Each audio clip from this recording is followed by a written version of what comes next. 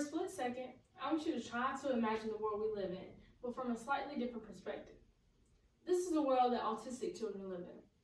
When I think about autistic children, I think about how smart they are and how complex and advanced their minds can be.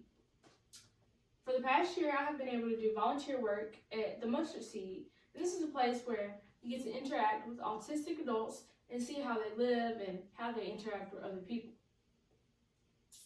Today, I want to brighten your view on how autism is in the school systems by telling you exactly what the problem is, how we can fix it, and why you should want to fix it. Quite frequently, children all learn and process information in different ways. Robert Kunzig's 2004 article titled "What Sex Got to Do with It" introduces a psychologist by the name of Baron Cohen, where he says that low IQs are very common in autistic children, and this can be very disabling for them. If you didn't know, autism is a developmental disorder that targets social interactions, behavior, and also communication in autistic children. Oftentimes, children can be unresponsive to having their name called, to conversation, or just simply anything. Another thing is that random emotions can be triggered by a smell, something that they see, or even a taste. Another thing that's very common is repetitive actions such as flicking their hands, humming, hopping, and things of that nature. It can be very stressful to be around other kids that aren't autistic, and this can cause anxiety to other students in classrooms. Children with autism and other disabilities often face a lot of bullying, as sad as it may seem. In Mississippi, autism isn't as represented and protected as it should be.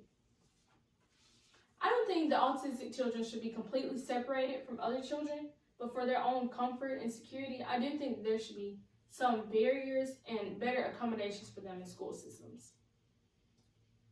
Too often, parents of autistic children go to war to fight for the education of their autistic children because they don't get as much as other children. Oftentimes, this is in areas where school systems should take a lead and help these parents. In an article titled "Struggling with School, How to Help Teens on the Spectrum," it is said that as children get older, they often require a lot more support as other students.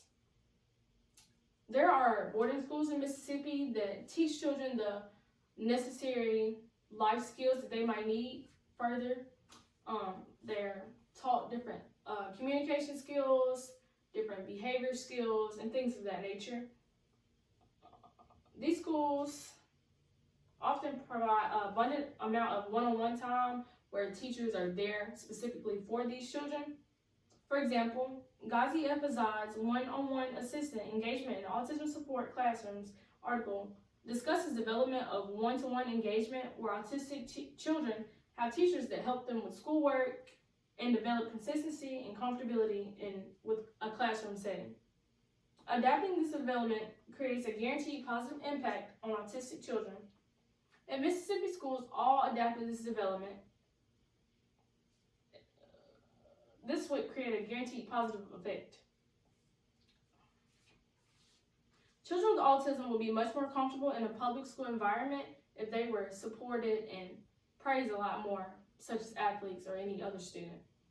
The month of April has been dedicated to people that live with autism, but in a majority of school systems, autism isn't really supported.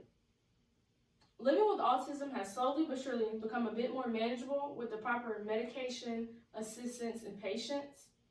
In an assessment and diagnosis of autism spectrum disorder in Hanoi, Vietnam by Vu Song Hai, a study was conducted explaining that doctors have been constantly bettering their knowledge on autism so that they can also better accommodate the autistic. Public school systems in Mississippi can also better their knowledge by holding classes for their teachers so that they can stay updated on the newest ways to assist autistic children. Truly, the world could be a much better place if we all work together to improve this. In past years, public school systems have really failed autistic children. The way to fix this problem could be very simple if people actually wanted to change and also knew why they wanted to change. Elizabeth M. McCrae talks about how an autistic child's interaction with the environment can determine how they live their life. My question to you is, how can a child adjust to their environment when it's so very poor? Let this be food for thought. The world needs change. Thank you. That was horrible. It's not going to be long enough.